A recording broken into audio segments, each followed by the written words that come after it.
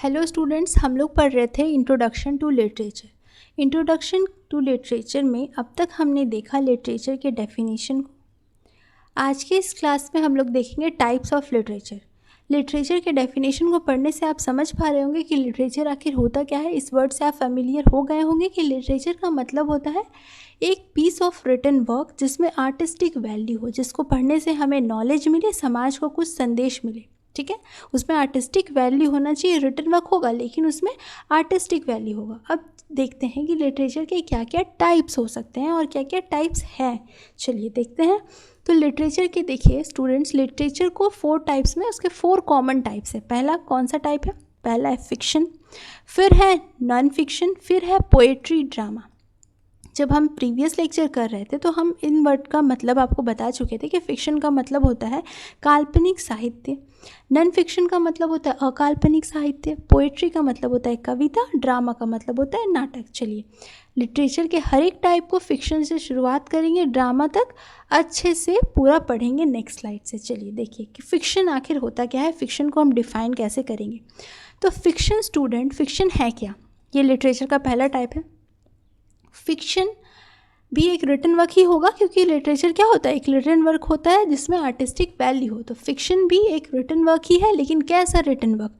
Imaginative, मतलब imagine करके लिखा गया, सोच के लिखा गया, कोई भी फैक्ट नहीं होगा इसमें, बस सब कुछ इमेजिनेशन पर बेस्ड एक स्टोरी होगा।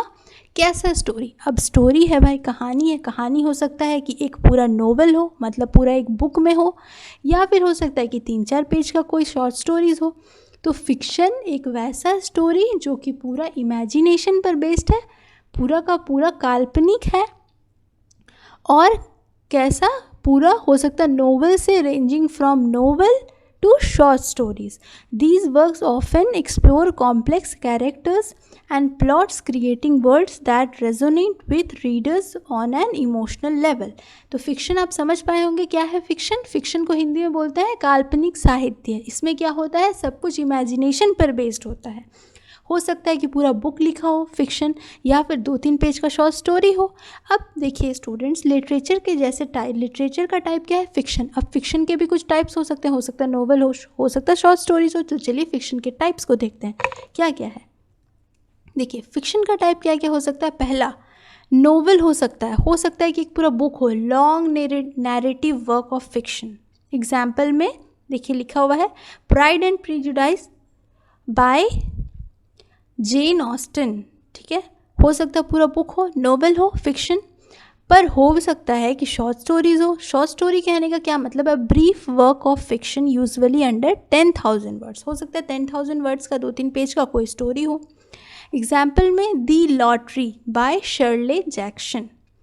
अब मान लेते हैं कि नोवेल हो गया, शॉर्ट स्टोरीज हो गया। हो सकता है शॉर्ट स्टोरी से थोड़ा बड़ा हो, पर नोवेल पूरा बुक से थोड़ा छोटा हो। तो उसे हम क्या कहेंगे? उसे हम कहेंगे नोवेला। नोवेला क्या होता है? एक शॉर्ट नोवेल होता है, टिपिकली बिटवीन 20,000 एंड 50,000 वर्ड्स। मतलब शॉर्ट स्टोरी से थोड़ा बड़ा होगा लेकिन एक बुक नहीं होगा, बुक से थोड़ा छोटा होगा, तो उसे हम कहेंगे नोवेला। एग्जाम्पल भी है आपके पास। तो आप समझ पाए होंगे कि लिटरेचर का टाइप होता है फिक्शन, और फिक्शन होता है इमेजिनेटिव स्टोरीज, और फिक्शन के भी कुछ टाइप्स होता है नोवेल, शॉर्ट स्टोरीज, नोवेला। चलिए बढ़ते हैं नेक्स्ट टाइप के ऊपर, जो कि है लिटरेचर का नेक्स्ट टाइप क्या है? Non fiction. नॉन फिक्शन क्या होता है? मतलब अकाल्पनिक साहित्य।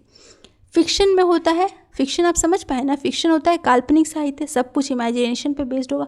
अब नॉन फिक्शन जो अकाल्पनिक साहित्य है, ये किस पे बेस्ड होगा? ये फैक्चुअल राइटिंग पे बेस्ड होगा। कैसा फैक्चुअल राइटिंग? किसी का बायोग्राफी होगा। अब मान लीजिए हम किसी का बायोग्राफी लिखें, किसी का जीवन के बारे में लिखें, तो हम तो झूठ नहीं लिखेंगे, कुछ इमेजिनेशन नहीं लिखेंगे। तो वो क्या होता है? वो होता है बायोग्राफीज़। बायोग्राफीज़ क्या होता है? Non fiction story. एक स्टोरी ही है पर वो नॉन फिक्शन स्टोरी है, वो है बायोग्राफीज़। कोई ऐसे है, अब ऐसे में हम कोई झूठ और सोच के तो लिखेंगे नहीं ना। कि कोई मेमोइर का मतलब होता है कि जीवन में हुई जितना भी, जो भी घटना हुआ है, जो भी चीज़ हुआ है, उसको लिखना किसी एक व्यक्ति का, या फिर कोई रिपोर्ट। इसमें कुछ झूठा बात तो रहता नहीं है, ना कुछ इमेजिनेशन पे रहता। तो ये सब क्या होता है? नॉन फिक्शन होता है। इसमें सिर्फ और सिर्फ क्या होता है? फैक्चुअल राइटिंग्स होता है। ठीक है, अब देखिए ये तो हुआ फिक्शन, फिक्शन के टाइप्स हमने देखा। फिर आया नॉन फिक्शन, नॉन फिक्शन के टाइप्स देखते हैं क्या क्या होते हैं। देखिए नॉन फिक्शन में आता है बायोग्राफी।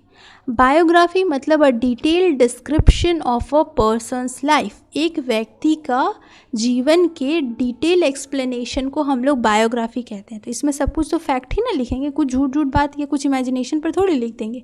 तो ये होता है बायोग्राफी, जो कि नॉन फिक्शन का एग्जाम्पल है, टाइप है। एग्जाम्पल में क्या लिखेंगे, the diary of a young girl by Anne Frank. ये हम लोग पढ़े हैं ना, एन फ्रैंक का डायरी जो था, diary of a young girl, ये हुआ बायोग्राफी, जो कि फैक्चुअल, बहुत ही फैक्ट पर लिखा गया है, फैक्चुअल राइटिंग है। उसके बाद आता है ऑटोबायोग्राफी। ऑटोबायोग्राफी कहने का मतलब है कि an account of a person's life written by that person. Example, long walk to freedom by Nelson Mandela. ये था ऑटोबायोग्राफी। फिर आता है ऐसे। ऐसे तो बचपन से हम लोग लिखते आ रहे हैं ना, किसी टॉपिक पे ऐसे लिख देना, तो कुछ झूठ झूठ बात थोड़ी लिखते हैं, उसमें तो लिखते हैं सब कुछ फैक्ट। तो ये आता है नॉन फिक्शन का एक टाइप है। A short piece of writing on a particular subject, जैसे कि a room of a one's own by Virginia Woolf. ठीक है। फिर आता है मेमोयर। मेमोयर में क्या होता है, अ कलेक्शन ऑफ मेमोरीज, मतलब यादों का collection, that an individual writes about moments और इवेंट्स। इसका एग्जाम्पल क्या है, एजुकेटेड बाय तारा वेस्टओवर। ठीक है। अब आपको लग रहा होगा कि बायोग्राफी एंड ऑटोबायोग्राफी में क्या डिफरेंस है। तो आपको बता दें कि बायोग्राफी का मतलब होता है कि एक व्यक्ति के जीवन वृत्तांत को लिखना। ठीक है। जो पर्सन्स लाइफ है उसके बारे में लिखना। मान लीजिए कि हम आपके जीवन वृत्तांत को लिखे, आपके जीवन में जो जो हुआ उसको लिखे, तो हम आपके बायोग्राफी को लिख रहे हैं।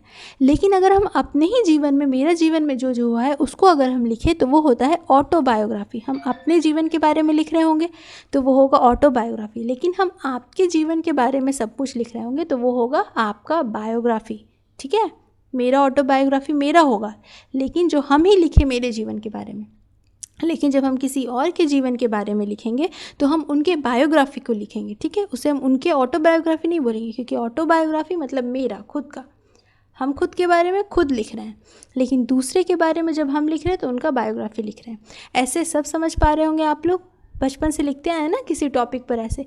मेमोयर नया शब्द है। तो मेमोयर का मतलब होता है कि कोई भी इवेंट या जो भी घटना या कोई भी अच्छा घटना, बुरा घटना के बारे में एक कलेक्शन, पूरा जीवन में जो जो बीता है उसको लिखना किसी इंडिविजुअल का, तो उसे हम लोग कहेंगे मेमोयर। तो ये क्या था, नॉन फिक्शन। नॉन फिक्शन में फैक्ट लिखते हैं, फैक्चुअल राइटिंग होता है। सीधा सीधा हम लोग जान लेते हैं कि जो फिक्शन होता है ना, फिक्शन में होता है जो भी लिखते हैं इमेजिनेटिव, और नॉन फिक्शन में फैक्चुअल, बायोग्राफी, ऑटोबायोग्राफी, ऐसे, मेमोयर। हो सकता है आप लोग को याद भी हो गया होगा, हम इतनी बार बोल दिए हैं। उसके बाद आता है पोएट, कविता, a form of literature that uses rhythmic and often rhymed language to evoke emotions and ideas. जो भी इमोशंस है, जो भी आइडियाज़ है, उसको इवोक करने के लिए राइमिंग वर्ड्स यूज़ किए जाते हैं पोएम में। जो poem can be a short as a few line, हो सकता है पोएम शॉर्ट हो, थोड़ा सा कुछ लाइनों का, या फिर एज लॉन्ग एज एपिक, एक एपिक की तरह हो सकता है, मतलब बहुत ही बड़ा। जैसे कि एक फेमस इंडियन एपिक आपको बताएं, Mahabharata is an famous Indian epic. ठीक है। तो शायद महाभारत जितना बड़ा पोएम भी हो सकता है और छोटा कुछ लाइन का भी हो सकता है।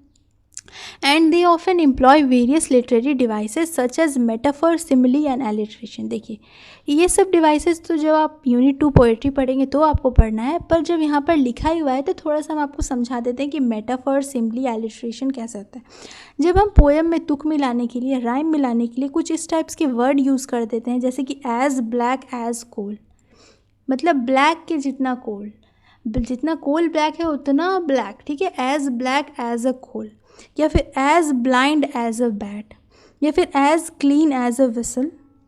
जब हम कंपेयर कर रहे हो ना कि कोयले के जितना काला, ठीक है, तो यहाँ पर हम लोग यूज़ कर रहे होते हैं सिमिली। ठीक है। ये सब अलंकार का एक टाइप है। हिंदी में जब आप अलंकार पढ़े होंगे ना तो आप ये सब ज़रूर पढ़े होंगे कि सिमिली मतलब कि अलंकार क्या क्या होता है, अनुप्रास अलंकार, फिर अतिशयोक्ति अलंकार, मानवीकरण, ये सब आप पढ़े होंगे। तो सिमिली का मतलब होता है जब हम लोग एज से तुलना करें कि उसके जितना, एज वैसा। ठीक है। लेकिन मेटाफर का मतलब क्या होता है, जब हम लोग मान लेते हैं कि यू आर एन एंजल, अब हम बोल देंगे किसी को कि यू आर एन एंजल, तो क्या वो एंजल हो जाएगा? नहीं ना। लेकिन हम लोग मान ली, हम तो नहीं बोले कि you are as an angel, हम बोल रहे यू आर एन एंजल। तो जब हम मान लेते हैं कि तुम वही हो, तब ये हो जाता है मेटाफर। लेकिन जब हम कंपेयर करते हैं ना कि एज ब्लैक एज कोल, तब सिमली होता है। एलिट्रेशन तो बहुत आसान है, अनुप्रास अलंकार। जैसे कि आपने टंग ट्विस्टर का भी सुना है, जैसे कि Betty bought some butter but the butter was bitter. यहाँ जो बी पहला शब्द आ रहा है ना, तो जहाँ पर जो पहला लेटर है, जैसे कि मान लेते हैं बेटी बॉट सम बटर, तो सबके पहले में बी आ रहा है, तो ये हो जाता है यहाँ पर एलिट्रेशन। ये सब पोएम में जनरली देखा जाता है। जब हम लोग पोएट्री पढ़ेंगे ना, तो उस सेक्शन में अच्छे से पढ़ेंगे। जब हमारा सेकेंड यूनिट पोएट्री है, उसमें ये सब पूरा अच्छे से पढ़ेंगे। फिलहाल के लिए पोएट्री का आप डेफिनेशन इतना याद रख लीजिए कि अ फॉर्म ऑफ लिटरेचर, ये भी लिटरेचर का एक फॉर्म है, जिसमें क्या यूज़ होता है? Rhythmic and often rhymed language to evoke emotions and ideas. फिलहाल इतना याद रखना है, बाकी सब हम लोग नेक्स्ट यूनिट में पढ़ेंगे। देखिए, उसके बाद देखेंगे पोएट्री के टाइप्स क्या क्या होते हैं। तो देखिए, पोएट्री हो सकता है सोनेट हो, हाइकू हो या एपिक हो। 3 टाइप का पोएट्री हो सकता है। सोनेट क्या होता है? अ 14 line poem with a specific rhyme scheme. 14 line का पोएम होगा। मान लीजिए कोई भी कविता है जिसमें 14 लाइन है, 14th लाइन है, तो वो हो गया है सोनेट, जिसका स्पेसिफिक राइमिंग स्कीम हो। राइमिंग स्कीम का मतलब होता है तुक। जब पोइट्री पढ़ेंगे तो इसको डीपली पढ़ेंगे कि राइमिंग स्कीम क्या होता है। जो पोएम का जो लास्ट वर्ड होता है ना, उसमें राइम मिलाना होता है, तुक मिलाना होता है। तो ये सब हम लोग पढ़ेंगे जब हम लोग पोइट्री पढ़ रहे होंगे, ठीक है। फिलहाल हम लोग ये देखते हैं कि पोइट्री का क्या क्या टाइप होता है। सोनेट होता है, हाइकू होता है और एपिक होता है। सोनेट क्या होता है? 14 लाइन का पोएम होता है जिसमें स्पेसिफिक राइम होता है। नहीं तो आप सोनेट 8 बाय विलियम शेक्सपियर को जरूर जाकर पढ़े, आपको समझ आ जाएगा। फिर आता है हाइकू। हाइकू नाम सुनने से ही लग रहा है ना आपको कि इंडियन नेम नहीं है। A traditional form of Japanese poetry with 3 lines and 575 syllable structure का होता है हाइकू। एग्जाम्पल में है, आप पढ़ सकते हैं जाकर इन्हें, तो आपको और अच्छे से समझ आएगा। फिर आता है एपिक। एपिक होता है long narrative poem often about heroic deeds and events significant to a culture or a nation. ठीक है, जैसे कि इंडिया में क्या है, महाभारत, उसमें क्या है, हेरोइक डीड्स के बारे में बताया गया है। बहुत बड़े बड़े काम हुए हैं उसमें, बहुत सारा सीख मिला है हमें उससे। तो एक एग्जाम्पल यहाँ पर है द ओडिसी बाय होमर। ये हुआ पोएट्री का टाइप्स। अब बढ़ते हैं हम लोग ड्रामा के ऊपर। देखिए, ड्रामा को सबसे पहले डिफाइन करते हैं, समझते हैं कि ड्रामा होता क्या है। ड्रामा क्या होता है? एक रिटन वर्क होता है। भाई लिटरेचर है तो रिटन वर्क तो होगा ही ना। तो रिटन वर्क होता है इंटेंडेड फॉर परफॉर्मेंस, जिसको हम लोग परफॉर्म कर सकते हैं। सिर्फ पढ़ ही नहीं सकते, परफॉर्म भी कर सकते हैं। अब देखिए लिटरेचर का कितना बढ़िया टाइप है ना ड्रामा। एक तो इसको पढ़ने, एक रिटन वर्क है जिससे हमें संदेश भी मिल रहा है, प्लस इसको हम लोग प्ले कर सकते हैं, स्क्रीन प्ले कर सकते हैं। स्क्रिप्ट जो फिल्म बनता है वो क्या रहता है? देखिए, फिल्म से भी हमें सीख मिलता है ना, तो वो भी लिटरेचर का एक टाइप हो सकता है कि नहीं। मान लीजिए कोई ड्रामा है जिसको किसी ने लिखा और कोई उसे प्ले कर दिया, वही ना होता है film. Fall under this category bringing stories to life through dialogues. उसमें डायलॉग्स होते हैं, एक्शंस होते हैं, perform by actors on a stage or a screen पर हम लोग देखते हैं या फिर स्टेज में परफॉर्म करते हुए देखते हैं। कितना अच्छा सा टाइप है ना लिटरेचर का ये ड्रामा, जिसमें रिटन वर्क तो है ही, साथ में उसको प्ले करके बता सकते हैं। आपको पढ़ने का भी ज़रूरत नहीं, कोई एक व्यक्ति पढ़ लिया फिर उसे प्ले कर दिया, हज़ारों लोग उससे सीख जाएंगे कुछ भी चीज़। तो ड्रामा का ये डेफिनेशन है कि रिटन वर्क होगा लेकिन इंटेंडेड फॉर परफॉर्मेंस। चलिए टाइप्स को देखते हैं ड्रामा के। ड्रामा का क्या क्या टाइप हो सकता है? ट्रेजेडी हो, भाई ट्रेजेडी भी हो सकता है। फिर कॉमेडी भी हो सकता है, मतलब हंसी मजाक वाला। फिर म्यूजिकल भी हो सकता है, बहुत ही मेलोडियस टाइप। ट्रेजेडी क्या हो सकता है? और सीरियस ड्रामा हो सकता है, typically dealing with the downfall of the protagonist. Protagonist का मतलब होता है स्टूडेंट, जो हीरो होता है, जो नायक होता है स्टोरी का, उसे हम लोग कहते हैं प्रोटैगोनिस्ट, या फिर आप हीरो भी कह सकते हैं, किसी भी फिल्म का हीरो। तो उसमें क्या दिखाता है? Dealing with downfall of protagonist, मतलब जो हीरो रहता है उसका डाउनफॉल के बारे में दिखाया जाए तो वो ट्रेजेडी हो जाएगा। एग्जाम्पल है यहाँ पर हैमलेट बाय विलियम शेक्सपियर। फिर आता है कॉमेडी, जैसे कि कपिल शर्मा वाला शो तो सबने देखा होगा ना कि कैसे रहता है कॉमेडी, वो भी तो स्क्रिप्टेड ही रहता है, एक ड्रामा टाइप। तो कॉमेडी हो सकता है a lighter form of drama with a happy और एम्यूजिंग एंडिंग। एम्यूजिंग एंडिंग का मतलब इतना अच्छा कि सब लोग खुशी से प्यार से, जब एंडिंग होगा तो सब लोग खुशी से प्यार से देखेंगे। मतलब उसमें कोई ट्रेजेडी नहीं कोई ट्रेजेडी नहीं होगा, कोई भयानक सा या कोई सीरियस कोई दुख वाला काम नहीं होगा, उसमें सब हैप्पी एंडिंग होगा, हैप्पी और अम्यूजिंग एंडिंग। एग्जाम्पल भी है आपका, और मैं तो यहाँ पर बता भी रही हूँ ना कि कपिल शर्मा वाला शो वो भी तो कॉमेडी का एक एग्जाम्पल हो सकता है, अगर उससे आपको कोई सीख मिले, क्योंकि लिटरेचर का डेफिनेशन ही है कि ऐसा रिटन वर्क जिससे आपको कोई सीख मिले, आलतू फालतू से नहीं। तो म्यूज़िकल, उसके बाद फिर म्यूज़िकल भी हो सकता है कि अ प्ले और a film in which singing and dancing play an essential part. Musical में क्या हो सकता है, अ प्ले, कोई प्ले हो सकता है या कोई फिल्म हो सकता है, इन विच, देखिए म्यूज़िकल में क्या हो सकता है, प्ले और फिल्म हो सकता है, in which singing and dancing play an essential part. ठीक है, एग्जाम्पल में यहाँ पर एग्जाम्पल भी लिखा गया है। देखिए कॉमेडी वाला में हमको एक याद आ रहा है कि चार्ली चैपलिन का था कुछ प्रोग्राम टीवी पर पहले चलता था, चार्ली चैपलिन नाम था उनका, जिसमें क्या होता था कि उससे हमें बहुत हंसी और बहुत कॉमेडी टाइप का रहता था, और उससे बहुत सारा सीख भी कुछ मिलता था। तो वो इसका एग्जाम्पल परफेक्ट हो सकता है, ये ड्रामा में जो कॉमेडी वाला का एग्जाम्पल था। ठीक है स्टूडेंट्स, होप आप लोग लिटरेचर के टाइप्स को समझ पाए होंगे, fiction, non fiction, poetry and drama. Next video में हम लोग पढ़ेंगे एलिमेंट्स ऑफ लिटरेचर। ठीक है, तब तक आप इतना सब रिवाइज करके रखिएगा। मिलते हैं नेक्स्ट लेक्चर में एलिमेंट्स ऑफ लिटरेचर के साथ। Thank you.